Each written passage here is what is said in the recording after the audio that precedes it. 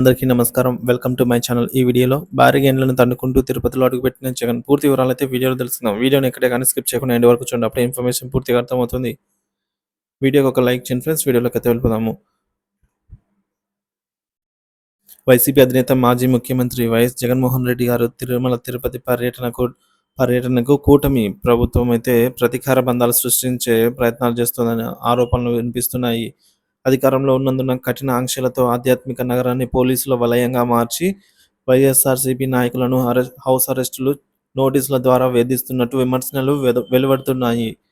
తిరుమలలో తిరుమల శ్రీవారి లడ్డులో కల్తీ నెయ్యి వాడుతున్నారని సీఎం నారా చంద్రబాబు నాయుడు గారు అయితే చేసినటువంటి ఆరోపణలు తిరుమల తిరుపతి పవిత్రతను దెబ్బతీశాయని వైఎస్ జగన్ ఆవేదన వ్యక్తం చేశారు. ఈ పరిణామాల నేపథ్యంలో లడ్డు వివాదంపై ప్రక్షాళన పూజలు నిర్వహించాలని వైఎస్ఆర్సీపీ క్యాడర్ను జగన్ పిలుపు ఇచ్చారు. ఈ క్రమంలోనే ఆయన శనివారం అంటే రేపటి రోజున తిరుమల శ్రీవారిని దర్శించుకోనున్నారు.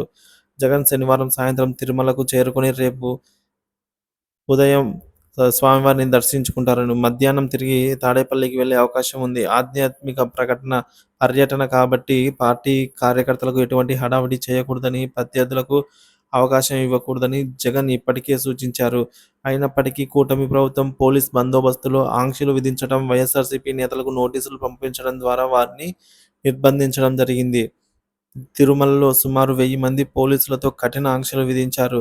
జిల్లా వ్యాప్తంగా పోలీస్ యాక్ట్ 30ని అమలు చేస్తూ అక్టోబర్ 24 వరకు ఏ విధమైన ర్యాలీలు, సమావేశాలకు అనుమతులు లేవని హెచ్చరికలు జారీ చేశారు. ఈ క్రమంలో జగన్ పర్యటనలో పాల్గొనకుండా ఆయన వెంట వెళ్లే నేతలను అడ్డుకోవచ్చని సమాచారం అందుతోంది. రేణిగుంట ఎయిర్‌పోర్ట్‌లో కూడా భారీ ఎత్తున పోలీస్ బందోబస్తు ఏర్పాటు చేశారు.